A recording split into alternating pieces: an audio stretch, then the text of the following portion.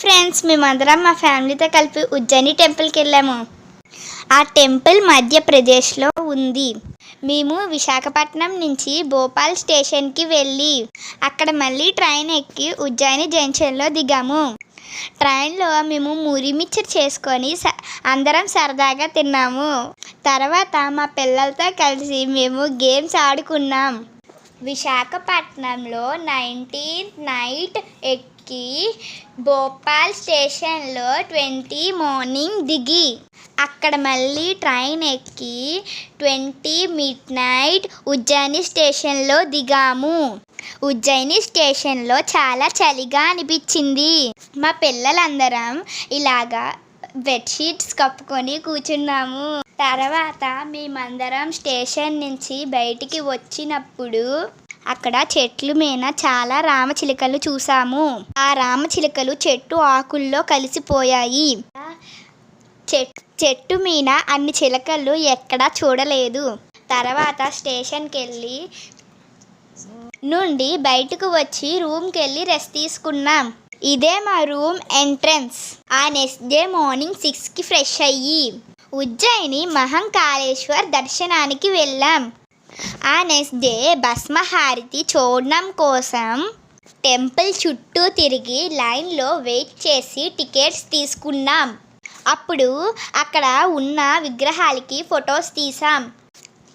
Temple చుట్టూ place చాలా పెద్దది. ఆ ప్లేస్ మొత్తం తిరిగి ఆ లైటింగ్లో చాలా ఫొటోస్ తీసాం. భస్మహారతి టికెట్స్ కోసం చాలా కష్టపడ్డాం. 1 డే అంతా లైన్లో నించొని టికెట్స్ తీసుకున్నాం. టికెట్స్ తీసుకొని బయటికి వచ్చి ఆ పక్కనే ఉన్న హరసిద్ధి మాతా టెంపుల్కి వెళ్ళాం. అక్కడ దేవుడికి హారతి డప్పులు కొట్టి పాటలు పాడి చాలా బాగా ఇచ్చారు. అక్కడ హారతి చూసుకొని బయటికి వచ్చి చిన్న చిన్న షాపింగ్స్ చేసుకొని రూమ్కి వెళ్ళాము. ఆ నెక్స్ట్ డే భస్మహారతి దర్శనానికి ఎర్లీ మార్నింగ్ 2కి వెళ్ళాం. భస్మహారతి దర్శనం చాలా బాగా జరిగింది. చూడ్డానికి 2 కళ్ళు సరిపోలేదు. ఇవే భస్మహారతి టికెట్స్. ఆ దర్శనానికి వెళ్ళిన వారి చేతులకి ట్యాగ్స్ వేసి పంపిస్తారు. ఆ ట్యాగ్ మీద మన పేరు, మన ఆధార్ నెంబరు ఉంటుంది.